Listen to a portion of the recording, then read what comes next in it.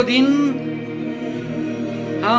मुभीको उपभोग गर्दै आज भतिजी ऋतिका गौतमलाई सजाउँदै हुनुहुन्छ उहाँकी काकी इन्दिरा देवीज्यूले है। एकदम कस्तोलाई कस्तो बनाइदिइराख्नु भएको छ, हेर्नुहोस् कति राम्रो लुक्स आएको छ। अघि अब फेसको चाहिँ भयो है, फेसको चाहिँ उहाँको मेकअप कम्प्लिट भएर अहिले हियरिङ चल्दैछ। अहिले हियरिङमा चाहिँ यो के हो, यो के भन्छ यसलाई? कर्ड। अच्छा, कर्ड भन्छ अरे, हेयर कर्ड भन्छ अरे, कर्ली बनाउने होला जान्दिनँ होइन। उहाँको चल्दै रहेछ।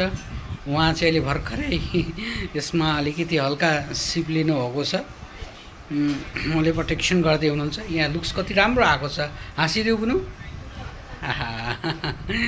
अच्छा, उहाँ लुक्समा अलिकति झलक आएर होला, उहाँले पनि सेल्फी लिइराख्नु भएको छ हाम्रो बुनुले।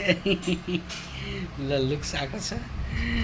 काकीलाई पनि राम्रो सहयोग गर्ने हाम्रो भतिजी सुमित्रा, यानि कि हामी सरिता भनेर जानिन्छ होइन, उहाँले पनि राम्रो यसलाई हेल्प गर्नुभयो काकीलाई। अनि उहाँको आर्टिस्टप्रति केही कलाबाट के हजुरले के पाउनु भयो कि कस्तो एक्सपिरियन्स छ तपाईँप्रति? तपाईँलाई कस्तो एक्सपिरियन्स लाग्यो भन्नुहोस्? धेरै नै एक्सपिरियन्स लिन पाएँ आज काकीको कला देखेर, अनि धेरै राम्रो लाग्यो होइन। अनि अब त्यति मजाले आउँथेन होइन, अनि अब यो आजको जुन कला देखेर काकीको होइन अलिअलि सिकेँ मैले पनि। अब फ्युचरमा गएर अझै पनि सिक्न पाऊँ भन्ने अलिकति विश्वास छ होइन। ल त्यो अति खुसी कुरो र अति प्रेरणामूलक शब्द भनिन्, खास गरेर उहाँ काकीको लागि होइन। उहाँले उहाँको एउटा भतिजीबाट एउटा प्रेरणामूलक शब्द पाउँदा फेरि उहाँलाई पनि एउटा उत्साह जोस जुनुन आउँछ। आफ्नो नयाँ भर्खै थाल्नुभएको वा सिक्दै गर्नुभएको कलालाई अझै अगाडि बढ्दै जानुहोस्, हाम्रो पनि शुभकामना रह्यो होइन।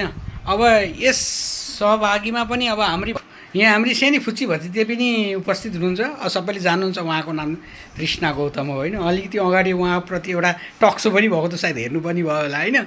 ल हजुरलाई चाहिँ अनि आजको सन्डे कस्तो गयो त? अनि संडे हो या मंडे रोज खाओ अंडे।